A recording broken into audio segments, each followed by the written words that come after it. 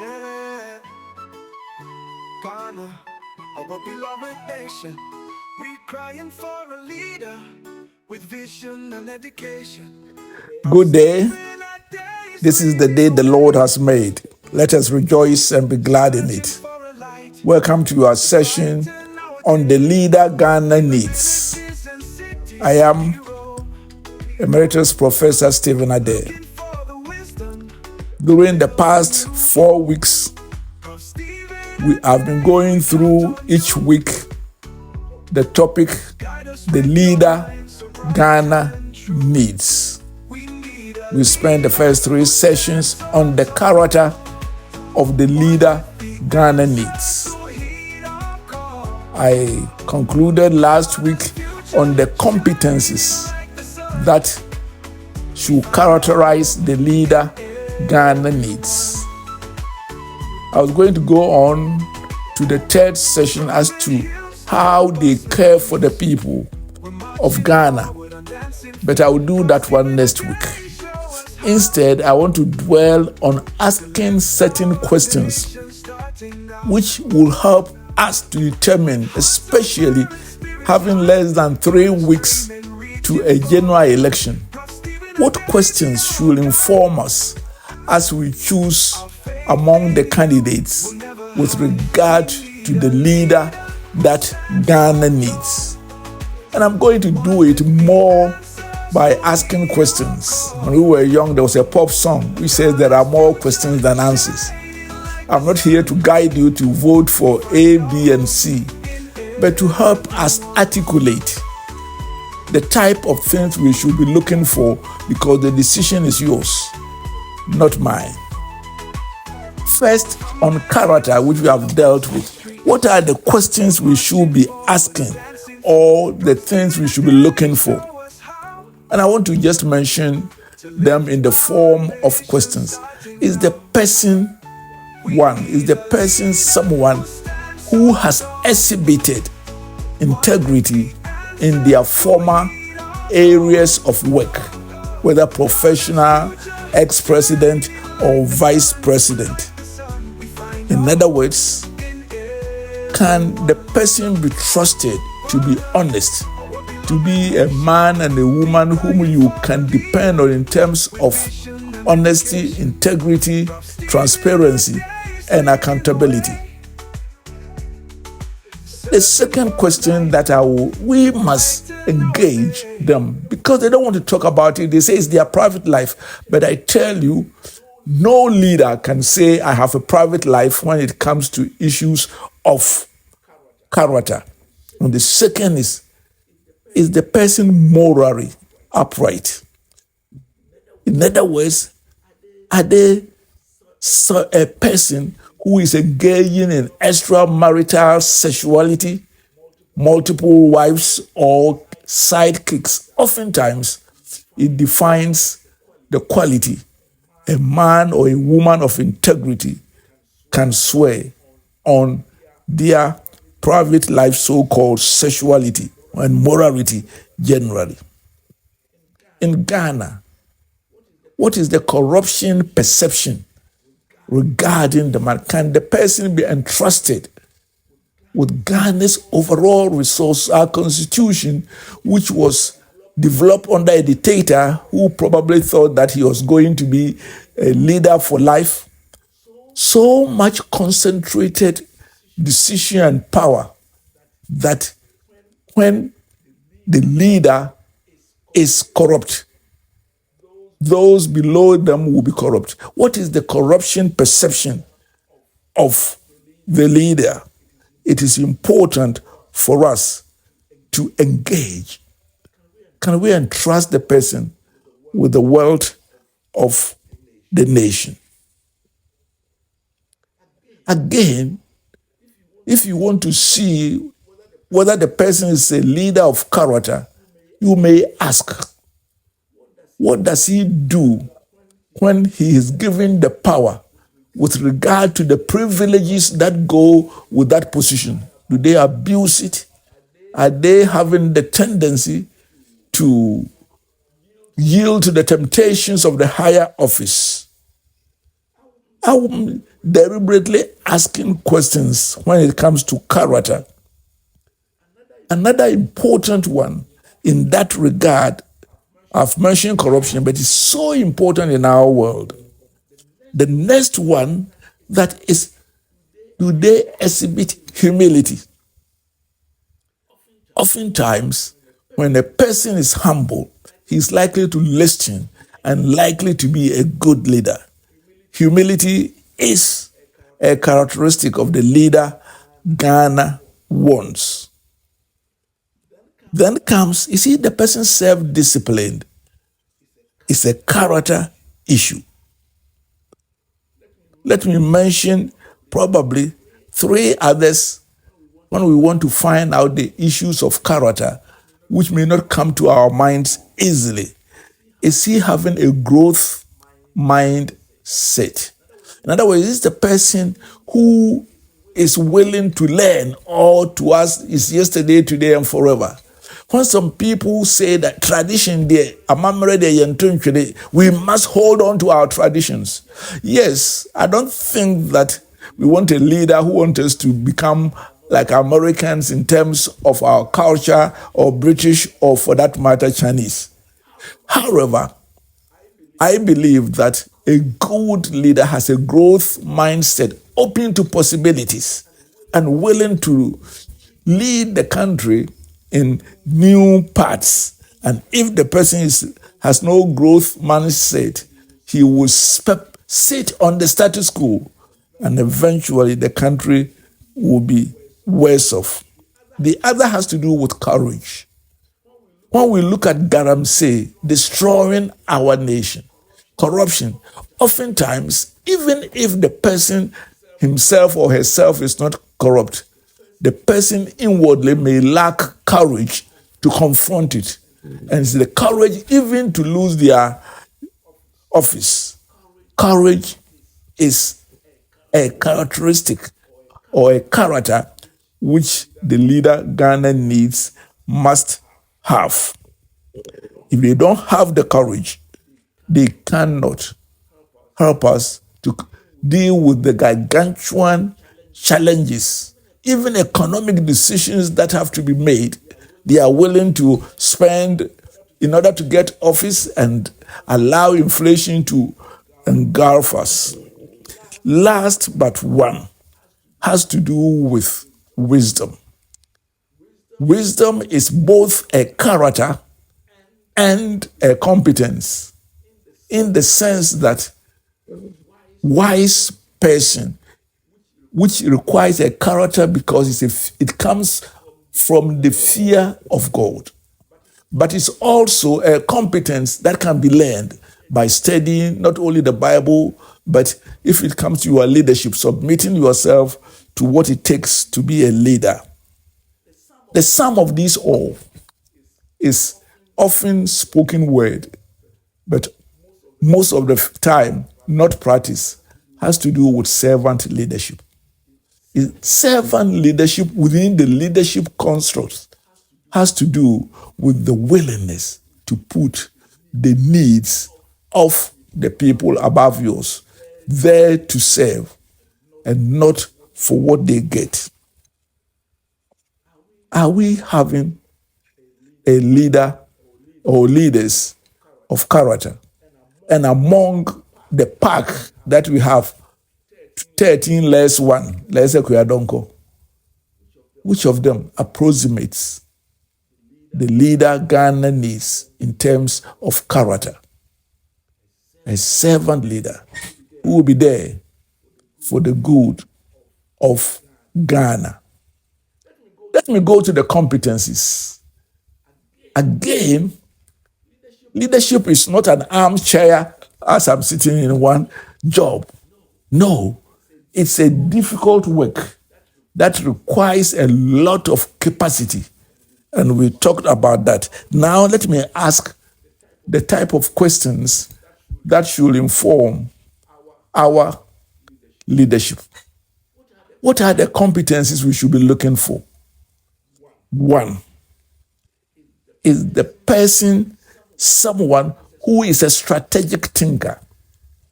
I wouldn't like to mention names, as I said, because I'm not going to say vote for A or B, but to educators. When I hear them going from place to place, and it seems they make their promises according to the area they have reached. Oh, we'll give you water because there's no water here. Yes, we will give you a road because your road is on time. A, B, and C. Come on. This is not the leadership Ghana needs. We want a leader who knows where we are going in 10, 15, 20 years at our centenary in 2057. That is the leader. It is what we call strategic thinking.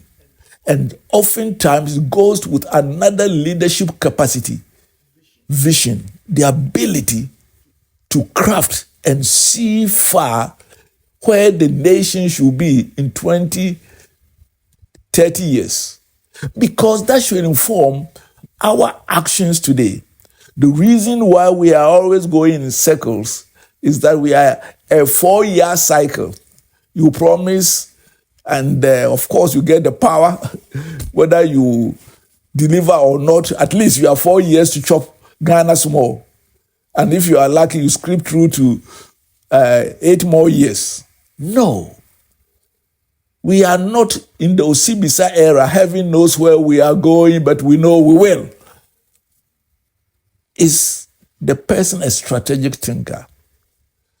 Does he have or she have foresight? Now that the Kwadonko is dead, I don't even have to say she. Does he have foresight? Does he know where he wants to carry Ghana? Not long ago, we're hearing about, Ghana beyond aid. Now we are Ghana in the midst of aid. What vision is the person? The ability to communicate meaning is another capacity that the leader must have. At this moment, it seems that many of those who are looking for high office are not even willing to engage Ghana on the real issues that matter. The management of the economy of Ghana, the vast unemployment challenge that we face, the gargantuan corruption, the galamsey that is actually undermining the very livelihood of Ghanaians because we are actually poisoning ourselves and generations to come. Another competency that you should be looking for the leader Ghana needs is the ability to make decisive decisions and willing to solve the problems and showing that they have the answer to the problems of Ghana. Listen, the one who goes about saying that I promise you this, I promise you that, I promise you that, and sad to say, not even able to say where we are going to get the money to fulfill these promises, is a liar. They are only looking for the position because once they become president, their party, their friends and family are going to be okay, and oftentimes they steal enough to last them a lifetime. No. Another capability that you should be asking is, are they able to manage change? It is said in the management literature that the only constant is change. Yes, some are very unexpected, like, of course, nobody expected that we will have COVID-19. Neither did anybody expect that Russia will invade Ukraine with all the terrible consequences I myself even did not know how much Ukraine was the world's grain basket. Of course, there are even greater atrocities we are seeing in the Middle East, even though economically they may not affect us immediately and directly. But what I'm saying is this: the world changes, and the ability to manage change and to lead the country to navigate that course should characterize the leader that Ghana needs. Above all, the leader Ghana needs must be the one who has the competencies of uniting this country. As I'm talking, if and I have no cause to doubt them, the National Peace Council is dealing with almost 400 cases of conflict, largely chieftaincy and land conflicts around the country. We need a leader whom people will look to and say, because you have said it, we will not do what we plan to do. These are competencies that we were decision making. But let me end on that one, on an important decision making competence. Many Ghanaians have often said that, the president is okay, but the people around him or her. I mean, this is in leadership constructs and leadership literature is absolute nonsense. And especially under our Ghanaian constitution, whereby the president has been given the power to choose whomever he wants to work with as a cabinet. Let me tell you, therefore, the people surrounding the candidate, you should be able to say that if these people are going to be the team he's going to put together, then he's going to give us a good leadership or a bad leadership. So that you have to ask, if Mahama becomes president, who are the decision makers around him?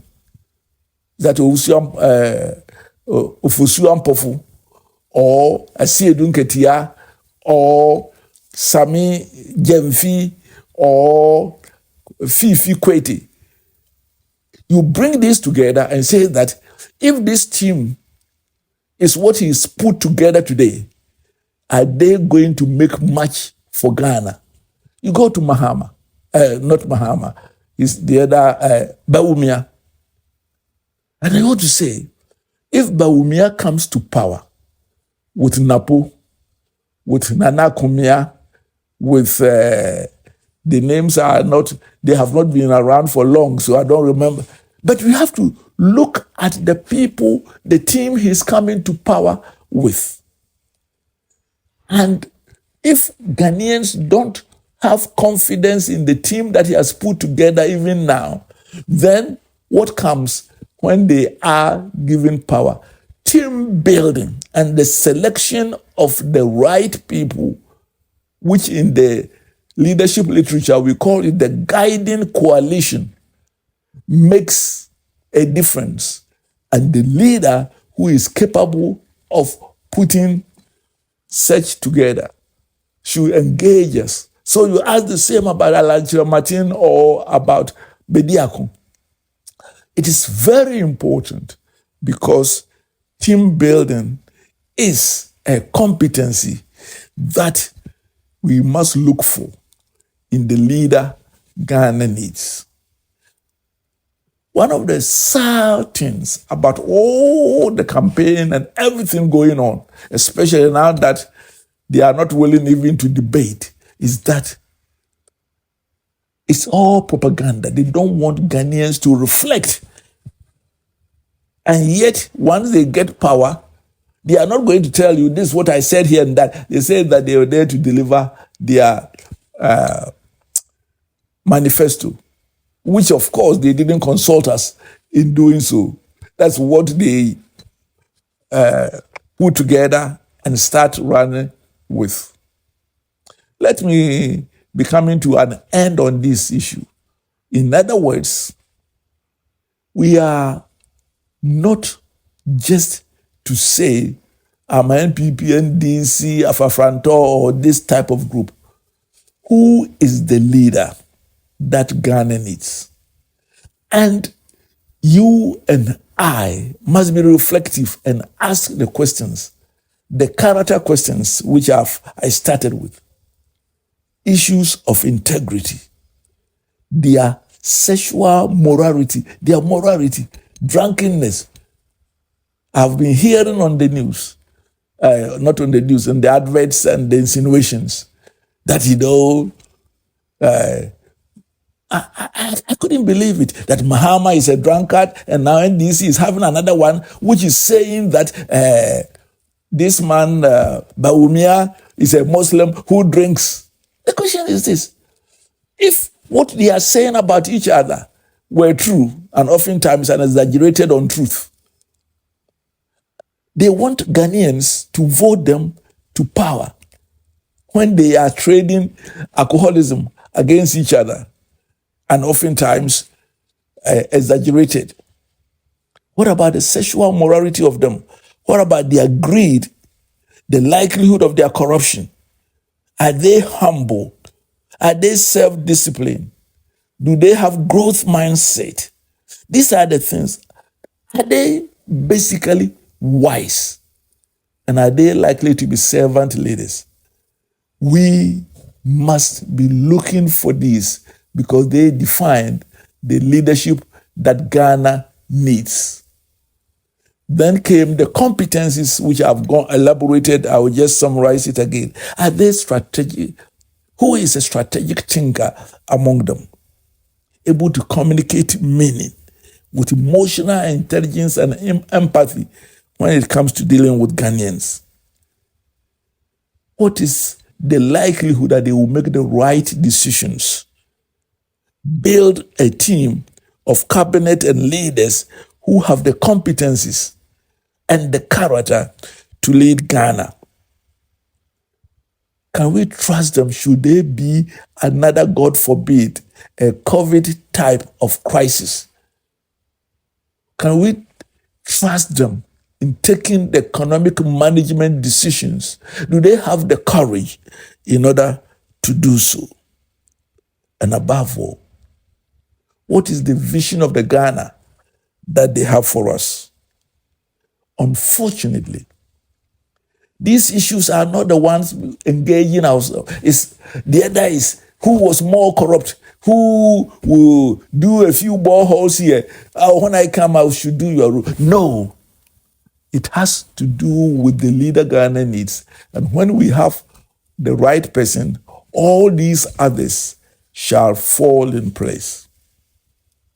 Next week, I will be taking us on a trip to another level. In other words, at the end of the day, do they care for Ghana? Are they going to be there for me, myself, and I? It's going to be family and friends. It's going to be my party. When a leader has any partisan interest above that of the national interest, when they become president, it's Ghana first. And not only those who voted for them, then we know that we have the leader Ghana needs. We have looked at the character. We have looked at the competence that we must be looking for. But at the bottom is, do they care? And that will be the subject of my address next week. Shalom, and may God guide you in your decision, not to be based upon the fact that, as for me, I am Dankwa Busia Dombo tradition. I am NDC. But you and I have the responsibility to choose the leader that approximates best the leader that Ghana needs. Shalom, and may the Lord be with you. Please continue to engage with me every Saturday at 8 o'clock at ZFM 101.9. And you can always meet me on YouTube. Our concern is the leader Ghana needs. And next week, it will be the leader Ghana needs should be someone who has demonstrated or has the potential to show that he cares for every Ghanaian. Thank you, and the Lord be with you.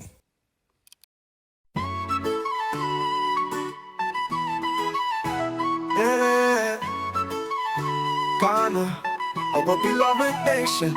We're crying for a leader with vision and dedication.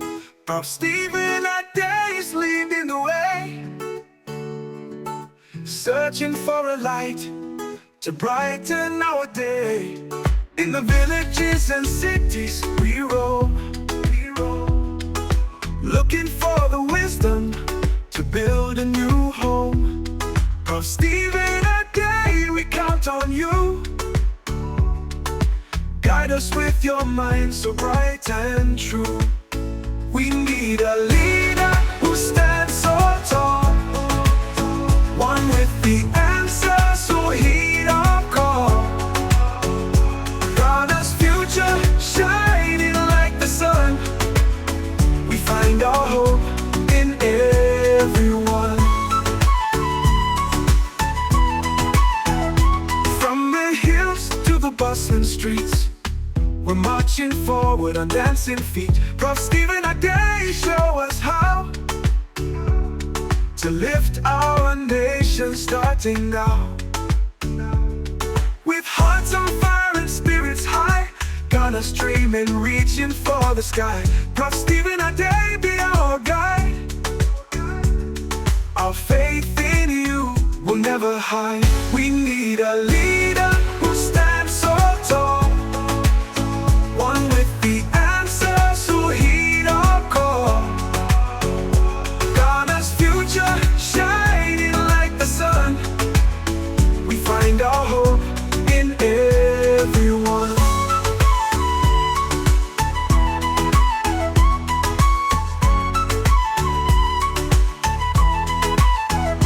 From the hills to the bustling streets, we're marching forward on dancing feet. Prof. Stephen Adei show us how to lift our nation starting now. We need a leader who stands so tall, one with the answers who heed our call. Ghana's future shining like the sun, like the sun. We find our hope in everyone. Our beloved nation, we crying for a leader with vision and dedication. Prof. Stephen